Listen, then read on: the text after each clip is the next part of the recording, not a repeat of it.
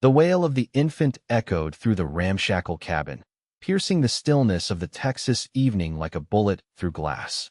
Zachary Ellis rocked the tiny bundle frantically, his weathered hands more accustomed to breaking horses than cradling babies, trembling as he tried to soothe the hungry child.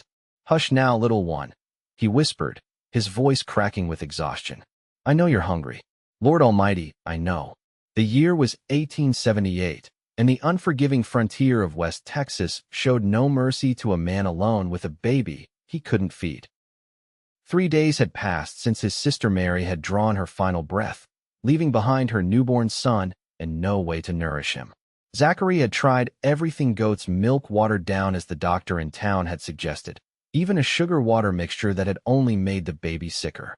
The cabin walls seemed to close in on him as the infant's cries grew more desperate. Zachary's broad shoulders slumped as he paced the worn floorboards, his spurs jingling with each step. At 32, he'd faced down rustlers, survived a Comanche raid, and weathered droughts that had claimed weaker men. But this tiny life depending on him terrified him more than anything. "I'm sorry, little Jacob," he murmured, using his free hand to wipe the sweat from his brow. The summer heat was oppressive, even as the sun dipped below the horizon, painting the sky in fiery hues that matched his desperation. A knock at the door startled him, causing the baby to wail louder. Visitors were rare at the Ellis Ranch, 5 miles from the nearest neighbor and a good 15 from the small town of Silverhorn. Cradling Jacob in one arm, Zachary reached for his Colt revolver with his free hand before approaching the door. "Who's there?" he called, his voice gruff with wariness. "Tessa Nightingale," came a feminine voice, steady and clear. "Dr. Matthews sent me. Said you might need some help." Zachary hesitated, then holstered his weapon and unlatched the door. Standing on his porch was a young woman, perhaps 25, with honey-brown hair gathered beneath a modest bonnet. Her blue calico dress was travel-worn but clean, and in her arms, she carried a basket covered with a cloth. But what caught Zachary's attention most was her smile, gentle and warm, reaching all the way to her green eyes, which held no judgment for the disheveled man before her. "Mr. Ellis," she said, nodding politely, "I heard about your situation in town. I've come to help." She shifted the basket to one arm and pulled back the cloth, revealing several glass bottles. "I've brought milk. And she hesitated, color rising to her cheeks. "I can nurse the baby, if you'll allow it. I lost my own child 2 months ago, but I still have milk." Zachary stared at her, unable to form words as relief and gratitude washed over him. The baby's cries seemed to intensify, as if sensing salvation was near. "Please," he finally managed, stepping aside to let her enter. "He hasn't kept anything down for nearly a day. I don't know what else to do." Tessa stepped into the cabin, her gaze taking in the sparse furnishings, the unwashed dishes, and the general disarray that spoke of a man overwhelmed by circumstances beyond his control. "May I?" she asked, setting down her basket and reaching for the infant. Zachary carefully transferred the red-faced, squalling bundle into her arms. The moment she held him, her expression softened, and she began to murmur soothing words. "What's his name?" she asked, gently rocking the baby. "Jacob. My sister named him before Zachary's voice broke. Before she passed." Tessa nodded, understanding in her eyes. "Hello, Jacob," she whispered to the infant. "You must be so hungry, little one." She looked up at Zachary, a question in her eyes. He understood immediately and gestured toward his sister's room. "You can use Mary's room for privacy," he said, turning away to give her space.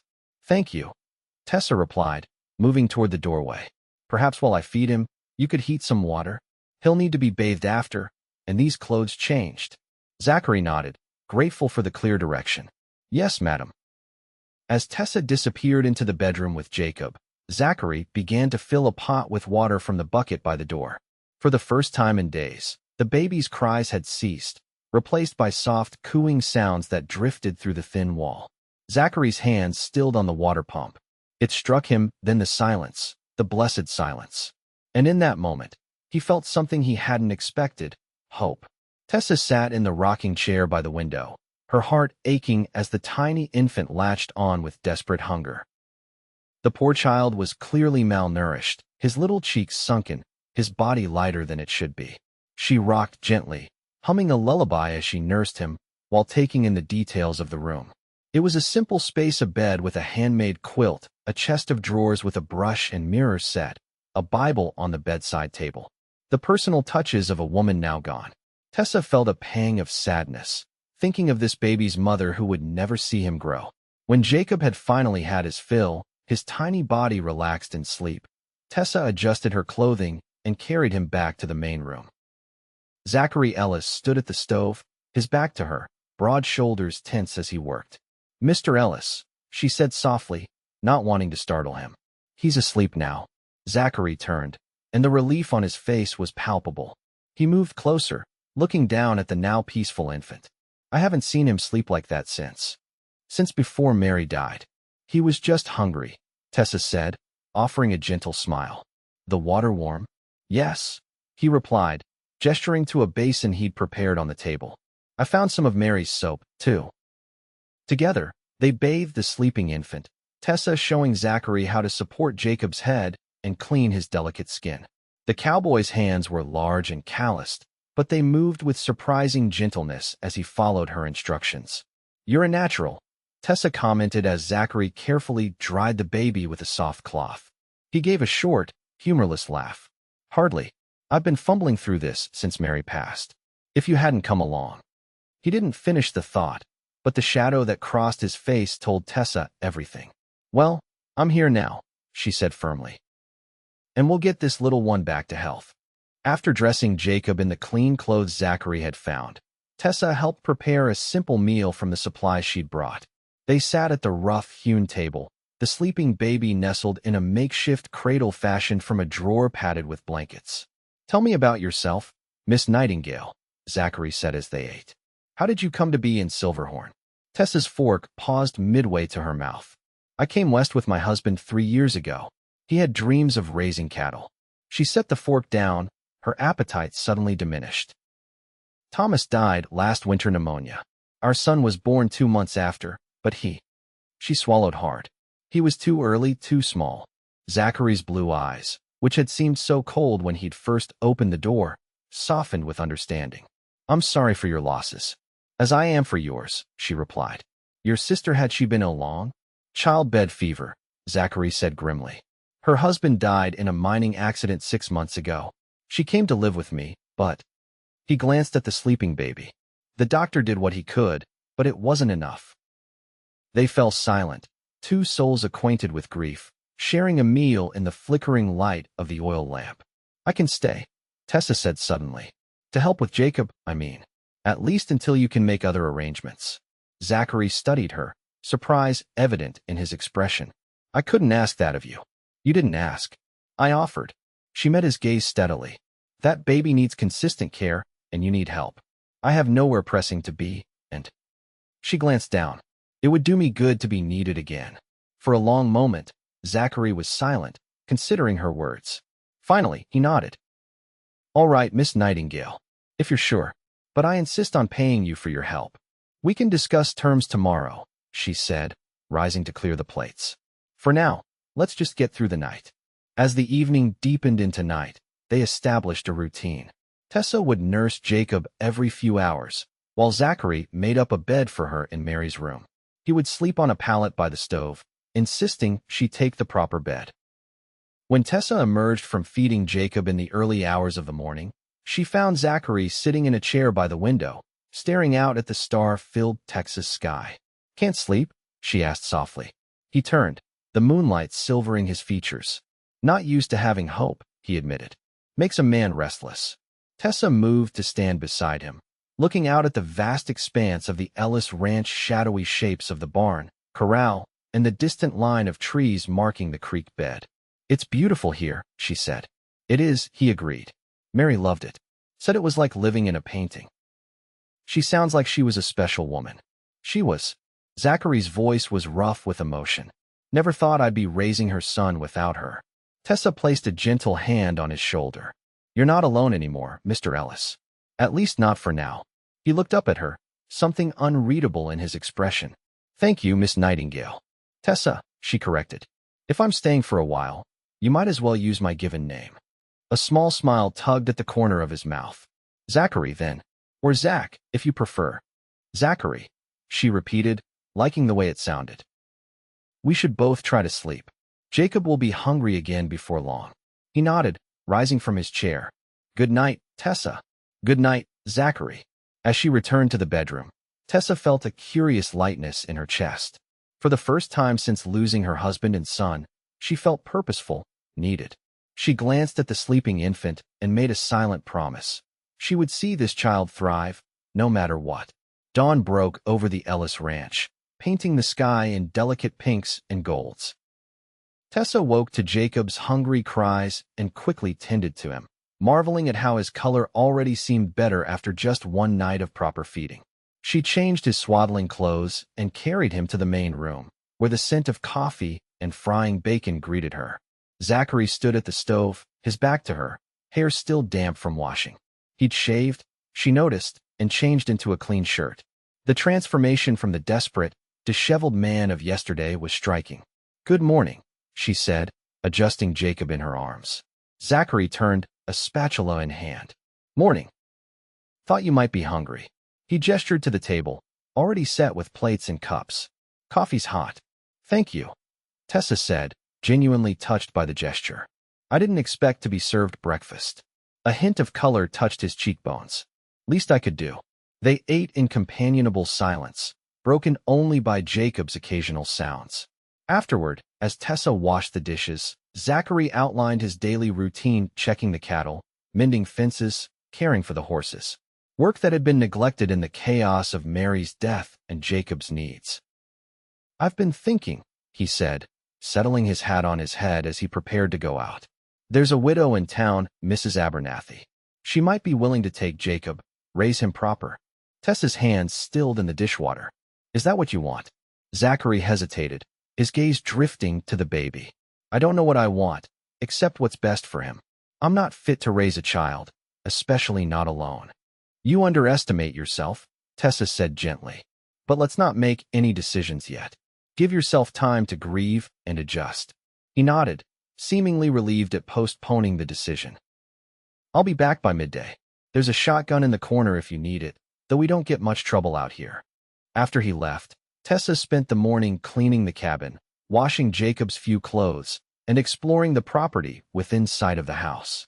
The place had good bones but needed a woman's touch: flowers in the yard, curtains on the windows, the lingering scent of baking bread. When Zachary returned, dust-covered and tired but somehow lighter than when he'd left, he found her on the porch, rocking Jacob and singing softly. Everything all right? He asked, removing his hat as he approached. Perfect, she replied with a smile. Jacob's been an angel. I've been telling him stories about the clouds. Zachary's expression softened as he looked at the baby. He looks better already. Less desperate. Amazing what a full belly can do, Tessa said. There's stew on the stove if you're hungry. He raised an eyebrow. You cooked? Found some vegetables in your garden that hadn't completely surrendered to the weeds, and some salt pork in the pantry. She shrugged. Nothing fancy, but it'll fill you up. Gratitude flickered across his features. Thank you. Days slipped into a comfortable routine. Tessa cared for Jacob, nursed him back to health, and gradually brought order to the chaos of the cabin. Zachary worked the ranch during the day, returning for meals, and in the evenings, they sat on the porch watching the sunset, talking about everything and nothing. She learned that Zachary had fought briefly in the final days of the Civil War, though he rarely spoke of it. That he'd built the cabin with his own hands after returning west. That he could play the harmonica, though he was out of practice. He learned that Tessa had been a schoolteacher before marrying, that she could identify most wildflowers by name, and that she had a remarkable talent for sketching, filling the margins of an old ledger book with delicate drawings of the ranch, the landscape, and sometimes, when he wasn't looking, of Zachary himself. A week turned into 2, and Jacob thrived under their care. His cheeks filled out, his cry grew stronger, and he began to focus his eyes, tracking movement and responding to voices. The first time he smiled a real smile, not just a reflex, it was at Zachary, who had been making foolish faces while Tessa prepared dinner. Tessa, look, Zachary called, his voice filled with wonder. He's smiling at me. She turned from the stove to see Zachary holding Jacob up, the baby's face lit with a gummy grin. Zachary's expression, one of pure joy. Something shifted in her heart at the sight these two souls who had come to mean so much to her in such a short time. That night, after Jacob was asleep, they sat by the fire, a comfortable silence between them. Zachary whittled a small wooden horse, his knife moving with surprising delicacy over the wood. Tessa mended one of his shirts, her needle flashing in the firelight. "I've been thinking," Zachary said suddenly, not looking up from his work. "About Jacob." Tessa's heart clenched. Was this the moment he would say it was time to find the baby another home? She kept her voice steady. "Oh, I've decided to keep him, raise him myself." He finally looked up, meeting her gaze. "He's my blood, my responsibility. Mary would have wanted me to try." Relief washed over Tessa, followed by a flutter of anxiety. "That's wonderful, Zachary. But what about," she hesitated. "When you leave," he finished for her. "I've thought about that too. Been talking to Mrs. Rodriguez at the general store. Her daughter Lucia just had a baby and has milk to spare. She's agreed to wet nurse Jacob a few times a week if I bring him to town." Tessa nodded, ignoring the unexpected pang in her chest. Of course he had been planning for her departure. Their arrangement had always been temporary. "That sounds like a good solution," she said, focusing on her needlework. "Of course, that's assuming you're still set on leaving," Zachary added, his tone carefully neutral. Tessa's fingers stilled.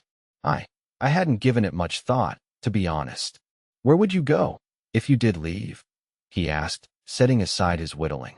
She considered the question. Her small house in town had been sold to pay Thomas's debts. She had a distant cousin in St. Louis, but they had never been close. "I'm not sure," she admitted. "I could find work teaching, perhaps, or as a nurse." Zachary was silent for a long moment, then said quietly, "You could stay." Tessa looked up, heart quickening.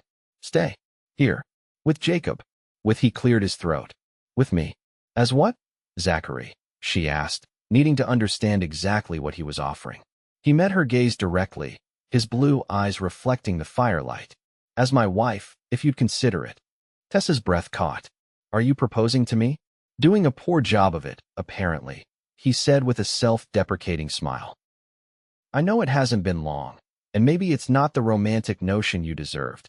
But he set aside his carving and moved to kneel before her chair, taking her hands in his. "Tessa Nightingale, I've come to care for you deeply. Jacob needs you, and I find that I need you too. Would you do me the honor of becoming my wife?" Tears pricked at Tessa's eyes. "Zachary, A sudden pounding at the door interrupted her response. Zachary was on his feet instantly, hand going to the pistol he kept on the mantel. "Ellis, you in there?" called a gruff voice. "It's Sheriff Benson." Zachary exchanged a confused look with Tessa before moving to open the door.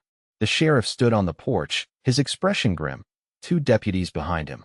"Evening, Sheriff," Zachary said cautiously. "What brings you out this way so late?"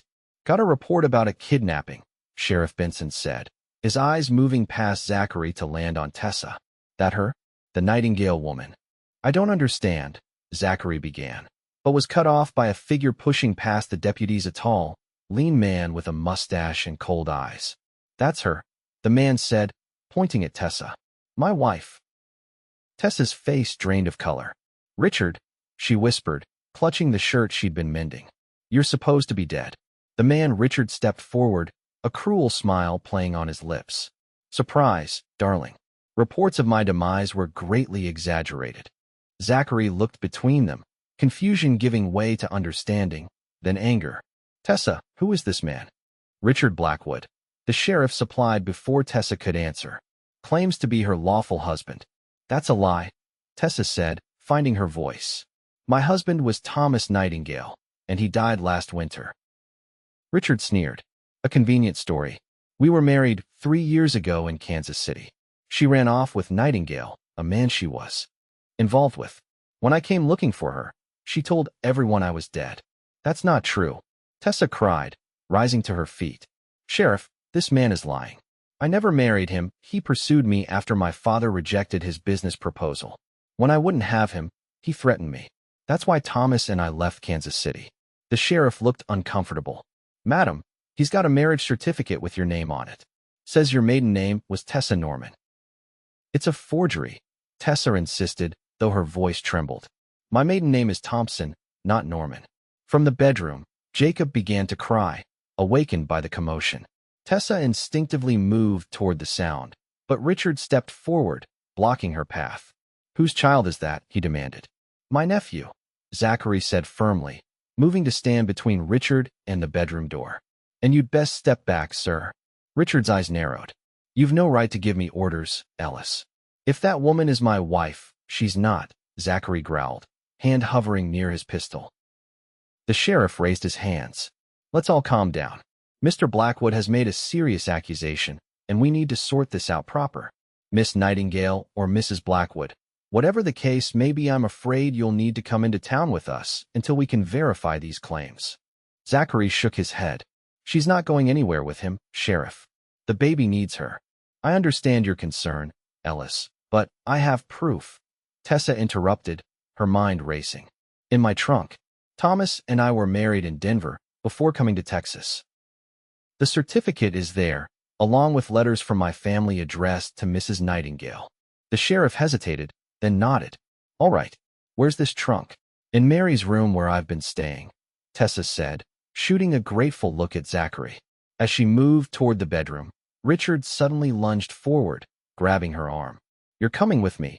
You lying, he never finished. Zachary's fist connected with Richard's jaw, sending him stumbling backward. Don't touch her, Zachary said, his voice deadly quiet. The deputies moved to restrain Zachary, but the sheriff held up a hand. That's enough. Ellis, control yourself. And you, Blackwood, keep your hands to yourself. He turned to Tessa. Get your proof, madam. Let's settle this now. Tessa hurried to the bedroom, where Jacob's cries had escalated. She quickly picked him up, soothing him while fumbling with the latches on her trunk. Her hands shook as she retrieved the oilskin packet containing her most important papers. When she returned to the main room, Jacob quieted against her shoulder. The men were in a tense standoff. Zachary stood by the fireplace, the deputies watching him warily. Richard glared from the doorway, a handkerchief pressed to his bleeding lip. The sheriff stood between them, looking exasperated. Here, Tessa said, handing the packet to Sheriff Benson. My marriage certificate to Thomas Nightingale, dated October 12, 1875, and letters from my mother in Missouri, addressed to Mrs. Thomas Nightingale. The sheriff examined the documents carefully, then looked at Richard. These appear legitimate, Blackwood. You want to explain yourself? Richard's face twisted. She's obviously forged them. I demand you arrest her and return her to my custody. What about your marriage certificate? The sheriff pressed. You said you had one. Richard hesitated. It's with my lawyer in Kansas City. I can have it sent for. The sheriff's expression hardened. Mr. Blackwood, making false claims and forging documents is a serious offense. I'm beginning to think you're not being truthful with me. This is absurd. Richard sputtered. She's my wife. No, she ain't. Came a new voice from the doorway. All heads turned to see a travel-worn man in his 50s standing there, a badge pinned to his vest. Matthew Jenkins, U.S. Marshal. Been tracking this snake for 3 states. Marshal Jenkins, Sheriff Benson said, clearly surprised. What brings you to these parts? Him, Jenkins said, nodding toward Richard, whose face had gone pale. Real name's Robert Caldwell. Wanted in Missouri, Kansas, and Colorado for fraud, forgery, and 2 counts of murder. Has a habit of claiming to be the husband of wealthy widows, then cleaning them out, or worse. Richard or Robert made a sudden dash for the door, but one of the deputies was quicker, tackling him to the ground. As they wrestled, something fell from Robert's coat, a small derringer that skittered across the floor. Add carrying a concealed weapon to those charges, Marshal Jenkins said dryly as the deputies subdued the struggling man. Tessa stood frozen. Jacob clutched to her chest, as the full implications washed over her. This man had been hunting her, perhaps intending to harm her. If she hadn't come to Zachary's ranch, if she had been alone in town. Zachary moved to her side, his arm going around her shoulders protectively. You all right? He asked softly. She nodded, unable to find words, leaning into his solid strength. The marshal approached them, his weathered face softening as he looked at Tessa. Madam, I apologize for the fright. Been chasing this one since he killed a widow in Denver 6 months back. Got a tip he was headed this way asking about a Tessa Nightingale. He knew my name, Tessa said, finding her voice. How? Newspaper obituary for your husband, most likely. He watches for those. Targets women who might be vulnerable. The marshal shook his head. Lucky we caught up to him before he could do any harm. As the deputies dragged the protesting Robert outside, the sheriff turned to Tessa. I'm sorry for the trouble, Mrs. Nightingale. We'll need a statement from you tomorrow, but that can wait till morning. After the lawmen departed with their prisoner, silence fell over the cabin. Jacob had fallen back asleep against Tessa's shoulder, exhausted from the commotion. She gently placed him in his cradle, her hands still trembling slightly.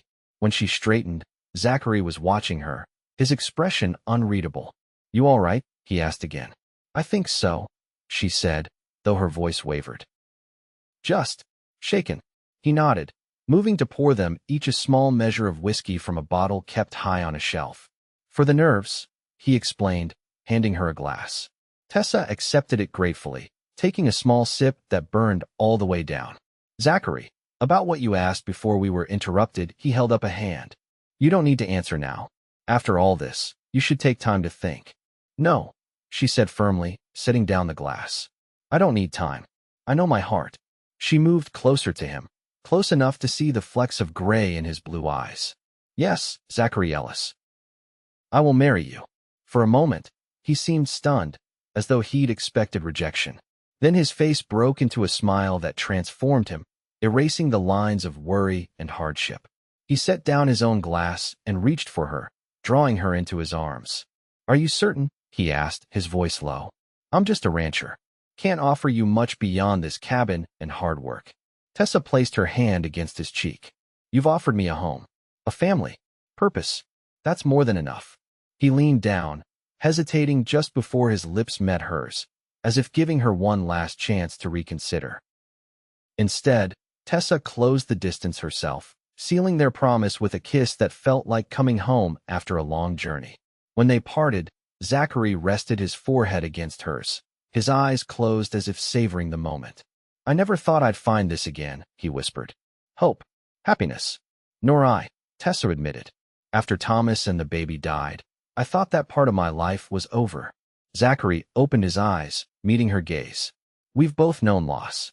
Maybe that's why we found each other. We recognized the value of second chances. From his cradle, Jacob made a soft cooing sound, as if agreeing with his uncle's words. They both turned to look at the infant, smiling. We should get married soon, Zachary said, before Jacob outgrows all his clothes. He's growing stronger every day, thanks to you. Next week, Tessa suggested. That will give us time to prepare, and for word to spread so people can attend if they wish. Zachary nodded, taking her hand and raising it to his lips. Next week it is. The following days passed in a flurry of activity. Tessa rode into town with Zachary to give her statement to the sheriff, and while there, they announced their engagement. The news spread quickly through Silverhorn, met with approval and congratulations. Many remembered Tessa from her brief time in town after Thomas's death, and all had respect for Zachary, who had earned a reputation for fair dealing and hard work. Mrs. Rodriguez insisted on hosting a small gathering for the women of the town to welcome Tessa, while several of the ranchers promised to help Zachary with outstanding work on the property as a wedding gift. The minister agreed to perform the ceremony at the ranch, understanding their reluctance to leave Jacob for too long. Zachary worked from dawn to dusk, repairing the front porch railing, mending the garden fence, and giving the cabin a fresh coat of whitewash. Tessa sewed curtains from fabric purchased in town, planted flowers along the walkway, and with Jacob often nestled in a sling across her chest, brought new life to Mary's neglected garden. The night before their wedding, they sat on the newly repaired porch swing, Jacob sleeping peacefully in his cradle beside them. The stars seemed especially bright, the air sweet with the scent of wild roses that grew along the creek. Nervous? Zachary asked, his arm around her shoulders. Tessa shook her head, leaning into his warmth. No, it feels right, doesn't it? Like this was always meant to be. It does, he agreed, pressing a kiss to her temple. Though I never would have predicted it. A month ago, I was at my lowest point, not knowing how to keep Jacob alive. Then you appeared with milk and that smile of yours, and everything changed. For me too, Tessa said softly. I was just existing, moving through each day without purpose. Now I have you. And Jacob, a family. They fell silent, watching as a shooting star streaked across the velvet sky. Make a wish, Tessa whispered. Zachary smiled, drawing her closer. Don't need to. Already got everything I could wish for right here. The wedding day dawned clear and bright, a perfect September morning. Neighbors and townspeople began arriving by mid-morning, bringing food, flowers, and good wishes. The women took over the kitchen, preparing a feast, while the men set up tables and benches under the shade of the big oak tree. Tessa dressed in Mary's room, wearing a gown of pale blue silk that Mrs. Rodriguez had insisted on lending her. My daughter wore it when she married, the older woman explained as she helped Tessa with the buttons. It brought her happiness. Now it will bring you the same. A crown of wildflowers adorned Tessa's hair, gathered by the young daughters of neighboring ranchers. When she emerged from the bedroom, carrying Jacob in his christening gown, a hush fell over the assembled guests. Zachary waited beneath an arch of twisted branches and flowers, wearing a new shirt and his best trousers, his usually unruly hair tamed for the occasion. The look on his face when he saw Tessa approaching wonder, love, gratitude was something she knew she would remember for the rest of her days. The ceremony was simple but heartfelt. They exchanged vows and rings. Zachary had ridden all the way to the county seat to find a matched pair, a surprise he had kept until this moment. Jacob remained remarkably quiet throughout, as if understanding the solemnity of the occasion. By the authority vested in me, the minister proclaimed, I now pronounce you husband and wife. Mr. Ellis, you may kiss your bride. As Zachary's lips met hers, sealing their union, the gathered crowd erupted in cheers and applause. Jacob, startled by the noise, began to wail, causing everyone to laugh. Already asserting himself, Zachary chuckled, taking the baby from Tessa's arms and bouncing him gently. It's all right, little man. Just folks celebrating our good fortune. The celebration continued well into the evening. There was music, fiddles, and guitars played by neighbors, dancing in the yard, feasting at the long tables. As the sun began to set, painting the sky in magnificent hues, Zachary led Tessa away from the festivities to a quiet spot by the creek. Happy? He asked, his arms encircling her waist. Completely, she answered, reaching up to trace the line of his jaw. Are you? More than I ever thought possible. He glanced back toward the house, where Mrs. Rodriguez was happily tending to Jacob, showing him off to the other women. Our son is in good hands. I thought maybe we could slip away for a bit, have a moment to ourselves before rejoining the party. Tessa felt a blush rise to her cheeks at the implication in his tone. I'd like that. Hand in hand, they walked to a secluded bend in the creek, where a blanket had already been spread beneath a canopy of cottonwood trees. Zachary had planned ahead, it seemed. I have something for you, he said, reaching into his pocket. A wedding gift. He pressed a small wooden object into her palm, the horse he had been carving that night he first proposed. It was exquisitely detailed, each muscle and feature rendered with care. It's beautiful, Tessa said, running her fingers over the smooth wood. The first of many, Zachary promised. I thought. For the baby. And for others, if we're blessed that way. Tessa's heart swelled at the thought. I'd like that. A house full of children. Our children, Zachary said, drawing her close. And Jacob, of course. Our family. As the last light of day filtered through the leaves above them, they sealed this new promise with a kiss that held all the hope and possibility of their future together. Winter came early that year, blanketing the Ellis ranch in a rare Texas snowfall. Inside the cabin, warmth and contentment reigned. Jacob, now 6 months old, sat propped among cushions on the floor, laughing as Zachary pretended to be a bear, crawling toward him with playful growls. Tessa watched from her rocking chair by the fire, her hands busy with knitting a tiny cap.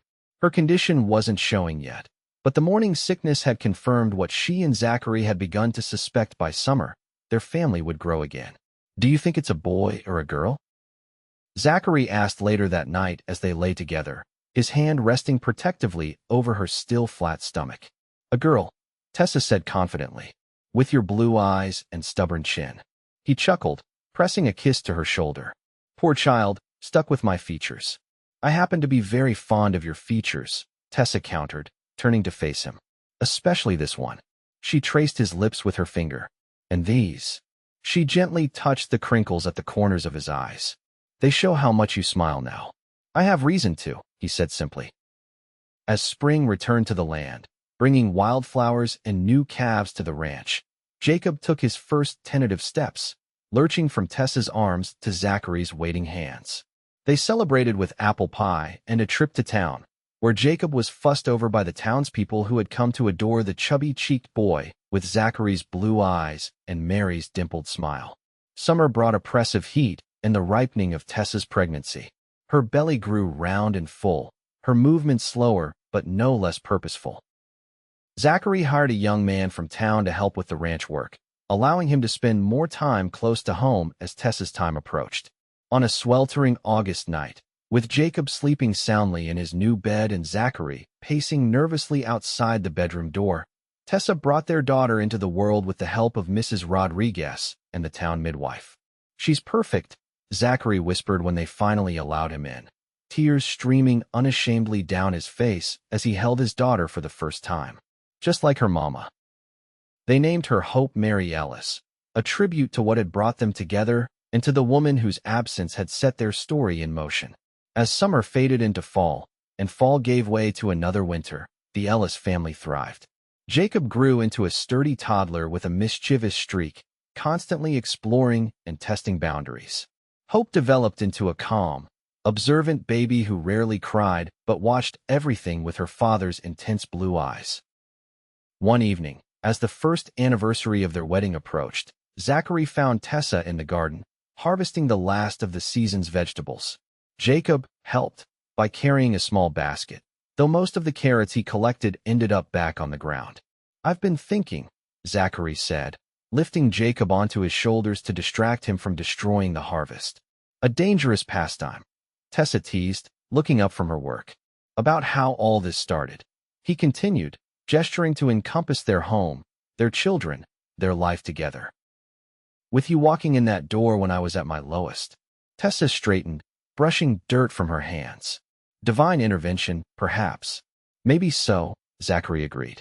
Or maybe just extraordinary timing. Either way, I thank God every day that you came when you did. With milk and a smile, Tessa added, recalling his words from their wedding night.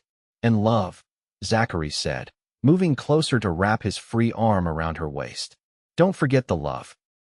As the sun set behind the distant hills, painting the sky in familiar hues of orange and gold, they stood together, a family forged from grief and chance, strengthened by love and commitment. Jacob patted his father's head from his perch on Zachary's shoulders, while Hope slept peacefully in her cradle on the porch, guarded by the aging ranch dog who had appointed himself her protector. I never forget the love, Tessa said softly, rising on tiptoes to kiss her husband. It's what brought us all together. It's what keeps us strong. And in that moment, as the first star appeared in the deepening twilight, Tessa knew with absolute certainty that this life, this family, this love was everything she had ever needed, everything she would ever want. From the darkest moments of loss had come the greatest blessings, proving that even in the wild, untamed heart of Texas, hope could take root and flourish, nourished by milk, welcomed with a smile, and sustained by enduring love. Years passed, and the Ellis Ranch prospered under Zachary and Tessa's careful stewardship. What had once been a modest operation grew into one of the most successful in the county. The cabin expanded too, first with an additional bedroom for the children, then a proper kitchen, and finally a second story that gave them room for the family that continued to grow. Jacob, now 10, had his father's way with horses and his mother's quick mind. Hope, at 9, was a serious child with a talent for drawing that surpassed even Tessa's. They had been joined by two brothers, Thomas, named for Tessa's first husband, a robust 7-year-old with a booming laugh, and Samuel, a toddler of 3 with copper curls and a dimpled grin that could charm the most hardened heart. On a crisp October afternoon, as the family gathered to celebrate Zachary and Tessa's 10th wedding anniversary, Zachary stood on the porch of their home, watching his children play in the yard. Jacob and Thomas were teaching Samuel how to throw a lasso, while Hope sat under a tree, sketching the scene. "Penny for your thoughts," Tessa said, coming to stand beside him. At 35, she was more beautiful to him than ever. Motherhood and ranch life had added character to her features, laugh lines around her eyes, a sprinkling of freckles across her nose from days in the sun, hands that showed the evidence of hard work and tender care. "Just counting my blessings," Zachary replied, slipping an arm around her waist. "And there are many." Tessa leaned into him, her head resting against his shoulder. "Do you ever think about that night? When I first arrived?" "Often," he admitted. "I was so desperate, so afraid for Jacob. I never imagined that opening that door would change everything. For both of us," Tessa said softly. "I was lost then too, in my own way." They stood in comfortable silence, watching as Jacob successfully guided Samuel's small hands to throw the lasso over a fence post, resulting in cheers from both boys. "I have news," Tessa said after a moment, a smile playing at the corners of her mouth. Zachary turned to look at her, one eyebrow raised. "What kind of news?" "The kind that means we might need to add another bedroom sooner than we thought," she replied, her hand drifting to her stomach in a gesture he recognized well. Joy bloomed in Zachary's chest. "Really? You're certain?" Tessa nodded, her eyes shining. "Dr. Matthews confirmed it yesterday when I was in town. Spring, he thinks." Zachary pulled her into a fierce embrace, mindful of the watching children. "I love you," he whispered against her hair. "More than I could ever say." "And I love you," she replied. "My cowboy with the gentle hands and steadfast heart."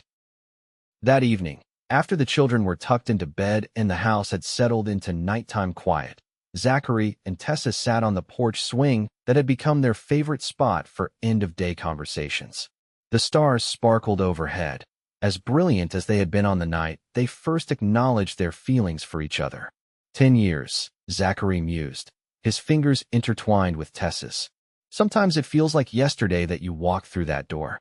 Other times, it's hard to remember what life was like before you."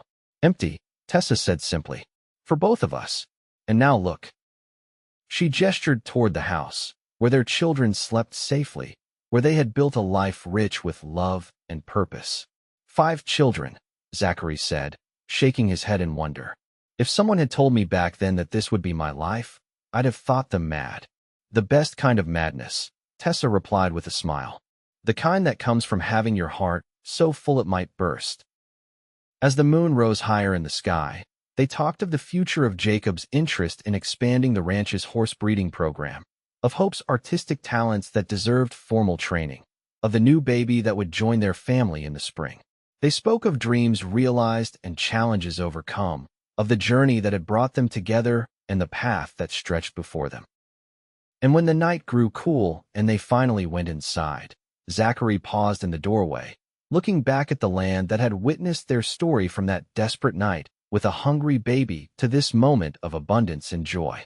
"Thank you," he whispered to whatever force, divine or otherwise, had guided Tessa Nightingale to his door all those years ago. For milk, for smiles, and for the love that saved us all. Then he closed the door on the Texas night and joined his wife in the warmth of the home they had built together, secure in the knowledge that some journeys, though they begin in darkness and uncertainty, lead to places more beautiful than we could ever imagine. And sometimes, all it takes to start that journey is opening a door to an unexpected visitor, bearing milk, and wearing a smile that promises hope even in the darkest hour.